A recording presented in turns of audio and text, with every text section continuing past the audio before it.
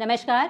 कल मैंने जो छत्तीसगढ़ के डिप्टी सीएम अरुण साव के बारे में खुलासा किया था कि किस तरह से अरुण साव के भांजे की 13वीं के कार्यक्रम में 97 लाख रुपए खर्चे गए और उसका भुगतान पीडब्ल्यूडी विभाग से करवाया गया। वो पीडब्ल्यूडी विभाग जिस विभाग के मंत्री अरुण साव खुद हैं। अब इस हाइड्रोजन बम के बाद पूरे सत्ता दल में बौखलाहट का माहौल हो चुका है। अब ये लोग इस मामले को दबाने की कोशिश में जुट गए हैं। इससे पहले कि बीजेपी या उनके मंत्री इस मामले को दबाने की कोशिश करें, मैं आप सबके सामने दस्तावेज रखना चाहूंगी और इसके पीछे का खेल भी आप सबको समझाना चाहूंगी कि किस शातिर तरीके से 13वीं के कार्यक्रम पर 97 लाख रुपए खर्चे गए और उस 13वीं को सीएम विष्णुदेव साय का कार्यक्रम बताया गया। जो ये बिल पीडब्ल्यूडी विभाग के द्वारा भुगतान किया गया और उस बिल को ऑन पेपर सीएम का कार्यक्रम बताया गया ताकि कोई इनसे सवाल ना पूछे। और जब हमने सीएम विष्णुदेव साय का उसी दिन का शेड्यूल निकलवाया और देखा तो उसमें आरक्षित कार्यक्रम लिखा हुआ है। ये वही आरक्षित कार्यक्रम है डिप्टी सीएम के भांजे की 13वीं। इसी 13वीं में 97 लाख रुपए खर्चे गए हैं और उसको ऑन पेपर ऐसा बताया गया है कि वो सीएम के कार्यक्रम में खर्चे हुए हैं।